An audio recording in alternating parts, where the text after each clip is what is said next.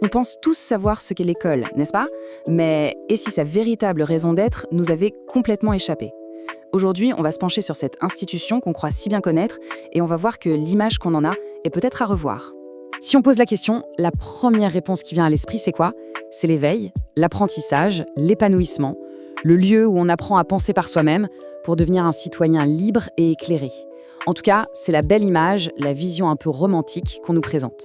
Sauf que, voilà, quand on creuse un peu, quand on retourne aux sources historiques, la réalité qui se dessine est bien plus froide, bien plus pragmatique.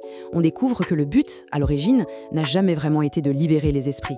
C'était même tout le contraire, c'était de les formater. Et pour bien comprendre le système dans lequel on a grandi, il faut faire un petit retour en arrière. Il faut remonter à sa matrice, à son plan d'origine, le fameux modèle prussien du 19e siècle. Alors, ce modèle prussien, qu'est-ce que c'est? Eh bien, il faut savoir qu'il a inspiré la plupart des systèmes éducatifs modernes. Mais attention, il n'a pas été créé par de grands pédagogues rêvant d'émancipation. Pas du tout. Il a été conçu par un État qui avait des besoins très concrets. De la main-d'œuvre pour ses nouvelles usines et de la chair à canon pour ses armées. Du coup, les compétences qu'on cherchait à développer, ce n'était pas vraiment la créativité ou l'esprit critique. Au contraire même. Ce qu'il fallait, c'était former des individus qui arrivent à l'heure, qui suivent les ordres sans poser de questions et qui soient capables de supporter la monotonie d'un travail à la chaîne pendant des heures sans se plaindre. Et le plus troublant dans tout ça, c'est de voir à quel point l'architecture de ce vieux modèle a survécu. Le parallèle entre l'école d'aujourd'hui et une usine de l'ère industrielle est absolument frappant. Pensez-y une seconde. La sonnerie. Cette cloche qui rythme les journées. Elle ne signale pas un moment naturel où on a fini d'apprendre ou un besoin de repos. Non. Elle impose un rythme externe, totalement arbitraire. Le travail commence, le travail s'arrête. La pause commence, la pause s'arrête. Le temps ne nous appartient plus, il est dicté par une autorité extérieure. Et puis, il y a l'organisation de l'espace. Ces rangées d'élèves, tous alignés, bien sagement assis, face à une autorité centrale. Tous en train de faire la même tâche au même moment. Ça ne vous rappelle rien? La chaîne de montage. L'objectif ici, ce n'est pas la collaboration ou l'exploration personnelle. C'est l'efficacité, la standardisation et bien sûr une surveillance plus facile. Et au sommet de cette structure, qui trouve-t-on? Une figure d'autorité incontestable. Le professeur, tout comme le contremaître à l'usine, est celui qui détient le savoir, qui donne les directives. Le système n'est pas du tout conçu pour encourager le questionnement de cette autorité. Il est conçu pour qu'on y obéisse, point. Tout ça est renforcé par des rituels quotidiens qui ont l'air anodins, mais qui sont en fait un conditionnement incroyablement puissant. Devoir lever la main pour avoir le droit de s'exprimer, devoir demander l'autorisation pour se déplacer. Chaque geste, répété jour après jour, renforce un schéma de soumission à l'autorité. Et tout ceci nous amène au point crucial, résumé par cette phrase choc tirée de notre source. L'école ne serait pas le premier lieu d'éducation, mais, je cite, le premier stade de la domestication capitaliste. C'est une formule assez violente, mais l'idée est là. On y apprendrait moins à réfléchir qu'à obéir, un lieu où l'on est moins éduqué que dressé pour devenir un futur employé. Alors, après avoir examiné ses origines, ses structures, ses parallèles un peu dérangeants, il est temps de se poser la question finale, une question qui change radicalement la perspective. Voilà la pensée à méditer. En repensant à nos propres années d'école, à ces sonneries, à ces rangées, à ces mains levées, est-ce que ce système nous a vraiment élevés, nous a rendus plus libres, ou est-ce qu'il nous a simplement et très efficacement dressés pour devenir des employés ponctuels et obéissants? La question, en tout cas, reste ouverte. On va se poser une question qui dérange. Et si l'école, finalement, n'était pas là pour nous élever, mais pour nous formater? C'est le point de départ un peu choc de l'analyse qu'on va décortiquer ensemble. Et cette question, elle nous amène tout droit au cœur du sujet. L'idée, c'est que la vraie fonction de l'école, sa mission cachée en quelque sorte, serait complètement à l'opposé de ce qu'on a toujours cru. Alors pour appuyer cette thèse, la source sort l'artillerie lourde dès le début. On cite Sir Ken Robinson. Et la cible, la toute première victime de ce système, ce serait quoi? Notre créativité. Voilà, c'est dit. L'école tue littéralement la créativité. La phrase est brutale, sans aucune nuance. L'idée, c'est que l'école n'est pas juste un endroit où on ne cultive pas l'imagination, c'est carrément l'endroit où on l'assassine. Ok, mais comment? C'est quoi l'arme du crime? Eh bien, selon la source, c'est un truc tout simple mais hyper efficace, la façon dont on nous apprend à voir l'erreur. C'est simple en fait. Dans la vraie vie, pour innover, il faut se planter, essayer, recommencer. Mais à l'école, une erreur, c'est une mauvaise note, c'est une sanction.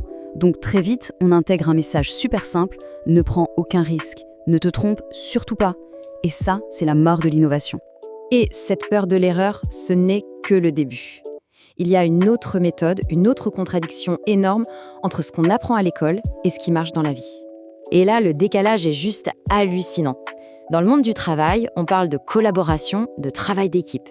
À l'école, si on aide son voisin, ça s'appelle de la triche, c'est puni. On nous dresse à être des compétiteurs solitaires, alors que tout le progrès humain est basé sur la coopération. Bon, on a donc un système qui punit l'erreur et interdit la collaboration. La question c'est, qu'est-ce que ça fabrique au final? Quel est le produit qui sort de cette usine? La source est très claire là-dessus, ça nous mène tout droit aux bullshit jobs. Le terme vient de l'anthropologue David Graeber. Les bullshit jobs, ce sont ces boulots qui ne servent à rien. Des postes vides de sens, déconnectés de la réalité, qui n'existent que pour nous occuper. Et la thèse, c'est que l'école est la machine parfaite pour formater des millions de gens à accepter ces jobs sans se poser de questions. C'est l'image d'Épinal du bullshit job. Passer sa journée à remplir des tableurs Excel qui ne serviront jamais à personne. C'est ça, le produit final. Une armée d'exécutants conditionnés à obéir et à accomplir des tâches répétitives, sans jamais se demander « mais à quoi ça sert ?» Alors, au bout du compte, quel est le bilan de tout ça? Quel est le verdict? Attention, il est sans concession. Le système ne fabrique pas des individus autonomes, capables de s'adapter, de créer, non. Il fabrique des exécutants, des gens incapables de survivre en dehors du cadre, en dehors de la matrice. Des personnes qui ont besoin d'une structure, même si elle est absurde, pour fonctionner. Et c'est là qu'arrive la question qui fait le plus mal. On se dit que ce système est en échec, un gâchis. Mais si en fait, ce n'était pas un échec du tout? Et si c'était au contraire une réussite totale? Et s'il fonctionnait exactement comme ses concepteurs l'avaient prévu? On va parler d'une véritable contre-attaque. Une riposte face à un système éducatif qui, on va pas se mentir, patine un peu. Mais attention, on ne va pas parler de réformes interminables. Non, on va explorer une méthode bien plus radicale. Une façon de faire qui change complètement la donne. En fait, l'idée de départ est toute simple. Pourquoi s'acharner à vouloir réparer un moteur qui a été conçu au 19e siècle pour un monde qui n'existe plus? La vraie solution, ce n'est pas de le réformer, c'est de le contourner, carrément. De bâtir à côté un système parallèle, beaucoup plus agile, beaucoup plus puissant. C'est une pure stratégie de contournement. Pour comprendre cette révolution, il faut partir d'un constat. Un truc qu'on vit tous les jours, mais dont on ne mesure pas toujours la portée. C'est la fin du savoir centralisé. Il faut se souvenir, pendant des siècles, le savoir était bien gardé. Par des institutions, les écoles, les universités et les grandes bibliothèques. C'était elles qui décidaient de ce qui était important, de ce qui était un savoir valable et surtout de qui avait le droit d'y accéder. Un modèle très vertical, du haut vers le bas. Et puis, boum, Internet est arrivé et a fait exploser tout ça. On est passé d'un monopole à un écosystème complètement ouvert. Aujourd'hui, le savoir est partout.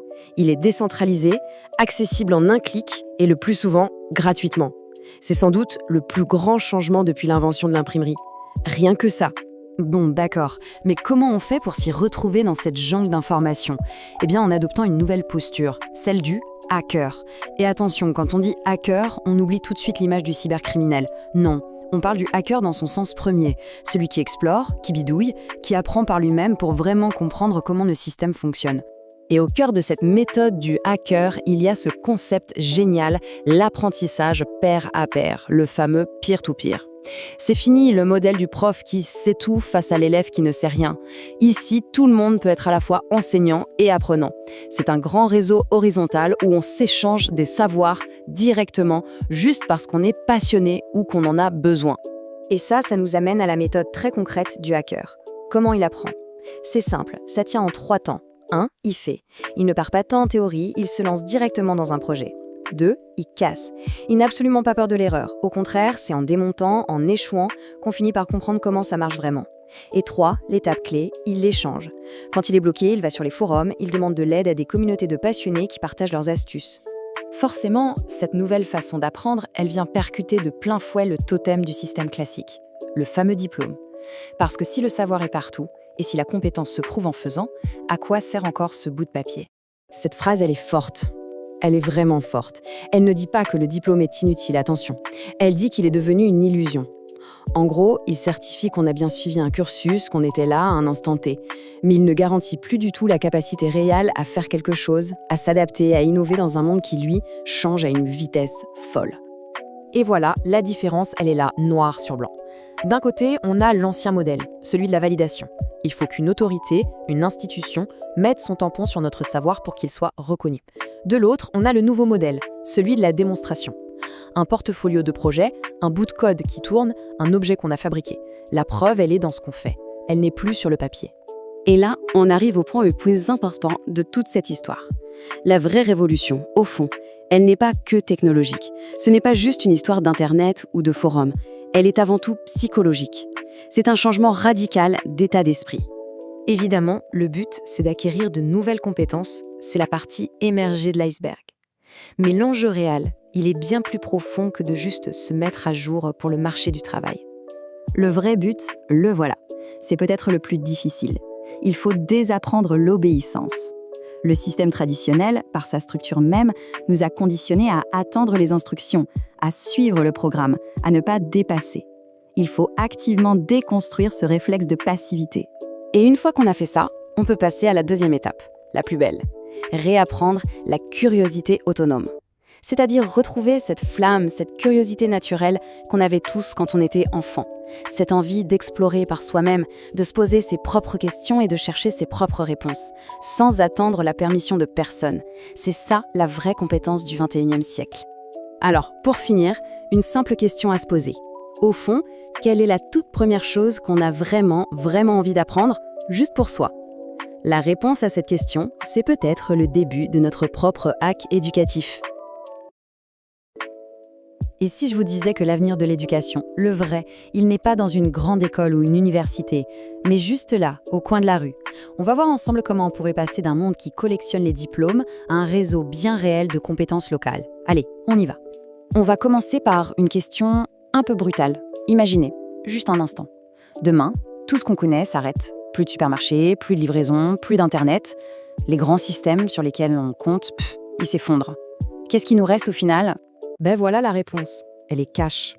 Face à une vraie rupture, un master en marketing, un bac+5 en communication, ça ne vaut plus rien. C'est du papier. Toute la pyramide des compétences qu'on nous a apprises, elle s'inverse d'un coup. Et c'est justement là qu'on change complètement de logiciel.